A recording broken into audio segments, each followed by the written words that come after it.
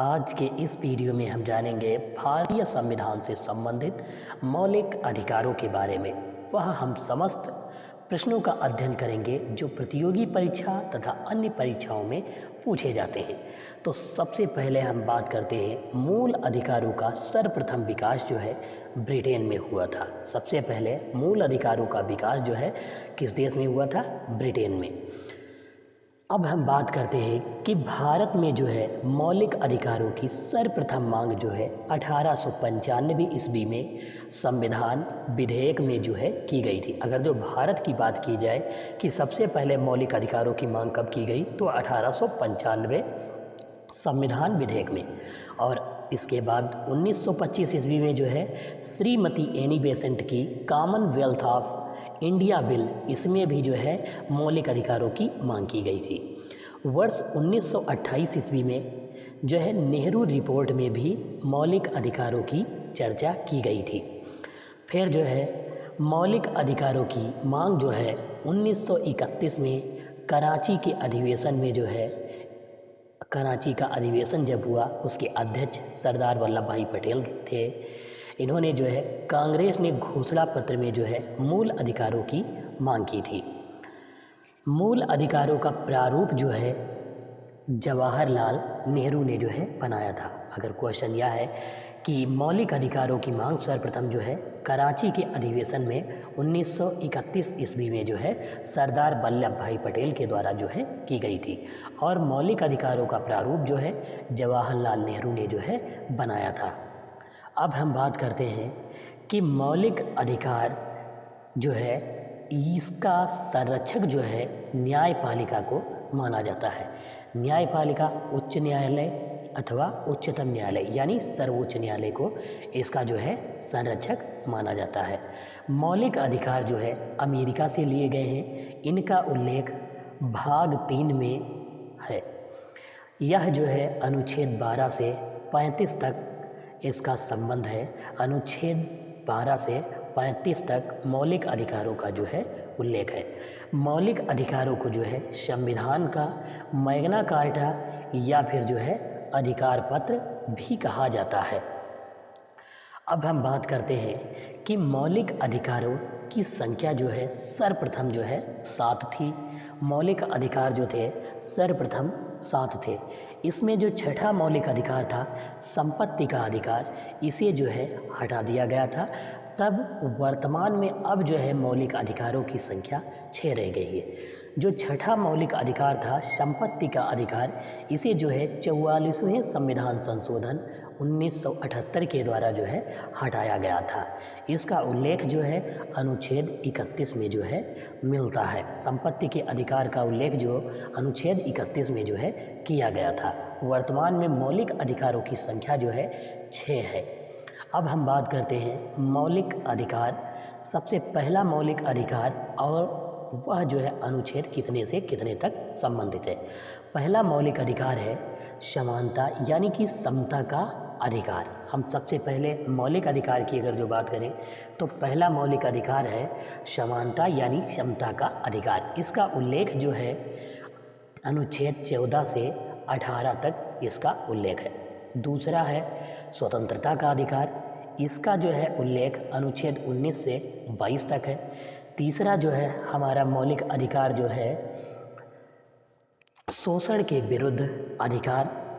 और चौथा जो है धार्मिक स्वतंत्रता का अधिकार। यह जो तीसरा है शोषण के विरुद्ध अधिकार, इसमें अनुच्छेद 23 और 24 से संबंधित है।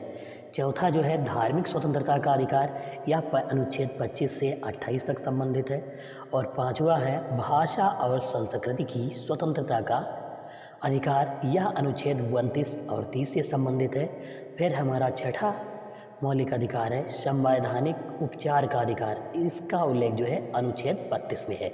और अनुच्छेद 31 जो है संपत्ति के अधिग्रहण का उल्लेख किया गया था अनुच्छेद 31 में, वह जो 44वें संविधान संशोधन 1978 के द्वारा हटा दिया गया है। अब हम बात करते हैं इसका सार ट्रिक क्या है कि जिसके माध्यम से हम ये 6 मौलिक अधिकार जो है याद रख पाएंगे। तो इसका सार ट्रिक है कि समस्त शोध संस्कृति के उपचार के लिए होते हैं। समस्त शोध जो है संस्कृति के उपचार के लिए होते हैं। तो सम से हम याद रखेंगे समता का अधिकार, और इस्त लिखा हुआ है, इसका मतलब स्वतंत्रता, स्वतंत्रता का अधिकार। सो से हम याद रखेंगे शोषण का अधिकार, शोषण यानी शोषण के विरुद्ध अधिकार। धा से धार्मिक स्वतंत्रता का अधिकार है।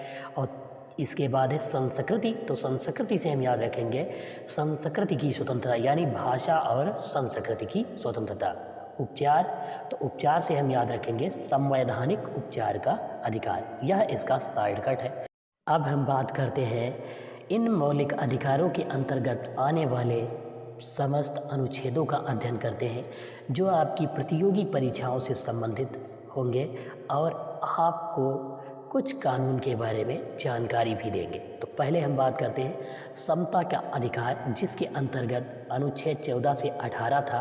तो अनुच्छेद 14 में जो है विधि के समक्ष समानता का अधिकार, यानी कानून के समक्ष जो है समानता का अधिकार। कानून जो है सबके साथ समान व्यवहार करेगा, वह गरीब हो या अमीर हो। दूसरा है अनुच्छेद 15, इसके तहत धर्म, जाति, भाषा, नस्ल, लिंग के आधार पर जो है किसी के साथ भेदभाव जो है नहीं किया जाएगा। कोई सार्वजनिक जैसे संस्था है, स्कूल है, तो वहाँ पर कोई भी टीचर या अध्यापक कह सकते हो, वह किसी धर्म के आधार पर भेदभाव नहीं कर सकता है या लिंग के आधार पर जो है भेदभाव नहीं कर सकता है। अगला है अनुच्छेद 16, इसमें लोक नियोजन के विषय में अवसर की समानता, यानी राज्य के अधीन किसी पद पर जो है अवसर की समानता। कोई पद जारी किया गया है, जैसे कुछ वैकेंसी या रिक्त पद हैं जो भरे जाने हैं, उनसे संबंधित आपको जो है अवसर जो है समान मिलेगा। आप चाहे कोई हो, आपको अवसर समान दिया जाएगा। लेकिन कुछ राज्य जो है पदों की संख्या जो है आरक्षित कर देते हैं कि अपने ही राज्य के लोगों के लिए जो है, तो आरक्षित हो सकता है, लेकिन जो है सबको अवसर दिया जाएगा। अनुच्छेद 17, अस्पृश्यता यानी छुआछूत का जो है अंत कर दिया गया है। इसके बाद अनुच्छेद 18 में जो है उपाधियों का अंत जो है, इसमें शिक्षा और सैनिक को छोड़कर समस्त उपाधियों का जो है अंत कर दिया गया। अगला हमारा मौलिक अधिकार है स्वतंत्रता का अधिकार। स्वतंत्रता का अधिकार जो है यह अनुच्छेद 19 से 22 तक है। इसमें पहला अनुच्छेद 19, इसके जो है कुछ पार्ट है, जैसे अनुच्छेद 19A में जो है पहला है प्रेस की स्वतंत्रता, 19A में बोलने की स्वतंत्रता, और एक महत्वपूर्ण सबसे झंडा फहराने की स्वतंत्रता। 19A के तहत आप झंडा फहरा सकते हो, बोल भी सकते हो, लेकिन किसी भी जैसे महात्मा गांधी या क्रांतिकारी हुए या फिर ऐसे व्यक्ति, उनके खिलाफ आप अपशब्द नहीं बोल सकते हो, इसको छोड़कर केवल। 19 का बी है, बी में बिना अस्त्र शस्त्र जो है सभा करने की स्वतंत्रता है। सी संघ बनाने की स्वतंत्रता, सी से संघ बनाने की स्वतंत्रता। डी से देश में कहीं भी घूमने की जो है आपको स्वतंत्रता दी जाती, यह 19 के अंतर्गत है। 19 का ई है निवास करने की स्वतंत्रता। फिर है अगला 19 का एफ, यह जो 19 का एफ है व्यापार करने की स्वतंत्रता, आप देश में कहीं भी व्यापार कर सकते हैं। अब इसके बाद जो है अगला अनुच्छेद है अनुच्छेद नंबर 20। तो अनुच्छेद 20 के तहत जो है कहा गया है, 20 का फर्स्ट हम कह सकते हैं या ए कह सकते हैं, किसी व्यक्ति को उस समय तक अपराधी जो है नहीं ठहराया जा सकता है जब तक उसने अपराध के समय में लागू किसी कानून का उल्लंघन ना किया हो। जब तक जो है अपराधी को दोषी नहीं ठहराया जा सकता जब तक वह जो है कानून के किसी नियम का उल्लंघन ना करे। फिर 19 का ये जो 20 है, 20 का बी में कहा गया है किसी व्यक्ति को जो है एक अपराध के लिए केवल एक ही बार जो है सजा दी जा सकती है।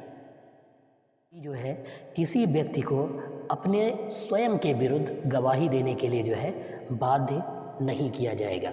इसके बाद है अनुच्छेद 21 में जो है शारीरिक एवं जीवन की जो है स्वतंत्रता का उल्लेख किया गया है। 21A में जो है 86वें संविधान संशोधन 2002 के द्वारा 21A को जो है जोड़ा गया है, जिसके तहत 6 से 14 वर्ष तक के बच्चों को जो है निःशुल्क एवं अनिवार्य शिक्षा राज्य के द्वारा जो है प्रदान की जाएगी।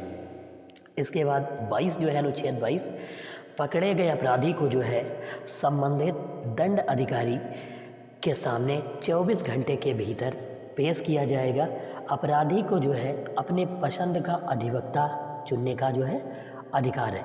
अनुच्छेद 22 में कहा गया है बंदी बनाए गए व्यक्ति को जो है उसके बंदी बनाए जाने के कारणों को जो है जानना अनिवार्य जान सकता है, वह किस कारण से उसको गिरफ्तार किया जा सकता है, इसको भी अनुच्छेद 22 के अंतर्गत वह जो है अपने जो गिरफ्तार करने वाले अधिकारी हैं उनके सामने प्रश्न रख सकता है और पूछ सकता है। बंदी बनाए गए व्यक्ति को जो है वकील से सलाह लेने और बचाव के लिए प्रबंध करने का जो है अनुच्छेद 22 में है। बंदी को जो है संबंधित अधिकारी यानी मजिस्ट्रेट के समक्ष जो है 24 घंटे के भीतर पेश किया जाएगा। इसमें गाड़ी से ले जाते समय को जो है छोड़कर जब तक वह जो है जेल में बंद है तब तक का समय काउंट किया जाएगा और उसे ले जाते समय जो है टाइम ओवर भी हो सकता है, उसको छोड़ दिया जाएगा। इसके बाद अगला है शोषण के विरुद्ध अधिकार। अनुच्छेद 23 और 24 में इसका जो है उल्लेख है। अनुच्छेद 23 में जो है पलाश्रम नहीं करवाया जाएगा। किसी भी व्यक्ति से जो है बिना पैसे के जो है कार्य नहीं करवाया जा सकता है, बिना वेतन के जो है कार्य नहीं करवाया जा सकता। अनुच्छेद 23 में जो है इसका उल्लेख है। यदि कोई व्यक्ति काम करवा लेता है और पैसे नहीं देता तो आप इसकी शिकायत कर सकते हो अनुच्छेद 23 के सब तहत। अगला है अनुच्छेद 24। 14 साल से कम उम्र के बच्चों को जो है काम नहीं करवाया जाएगा। 14 साल से कम उम्र है तो आप उनसे जो है ऐसे कार्य नहीं करवा सकते हो, जोखिम भरे कार्य जैसे कारखाने या फिर किसी अन्य जगह कार्य नहीं करवा सकते हो। इसके बाद है धार्मिक स्वतंत्रता का अधिकार। अनुच्छेद 25 से 28 तक धार्मिक स्वतंत्रता के अधिकार का उल्लेख है। तो अनुच्छेद 25 में जो है कोई व्यक्ति जो है किसी धर्म को मान सकता है और प्रचार प्रसार कर सकता है। अनुच्छेद 26 धार्मिक संस्था का जो है निर्माण भी कर सकता है। अनुच्छेद 27 में जो है राज्य किसी धार्मिक कर देने के लिए जो है बाध्य नहीं कर सकता। राज्य जो है किसी व्यक्ति को धार्मिक कर देने के लिए जो है बाध्य नहीं करेगा। अनुच्छेद 28 राज्य द्वारा संचालित शिक्षण संस्थाओं में जो है कोई धार्मिक शिक्षा जो है नहीं दी जाएगी और ना ही स्कूल के बच्चों को किसी धर्म गुरु के उपदेशों को सुनने के लिए बाध्य किया जाएगा। अनुच्छेद 28 में जो है इसका उल्लेख है। इसके बाद अगला मौलिक अधिकार है भाषा और संस्कृत की स्वतंत्रता। अनुच्छेद 29 और 30 में इसका उल्लेख है।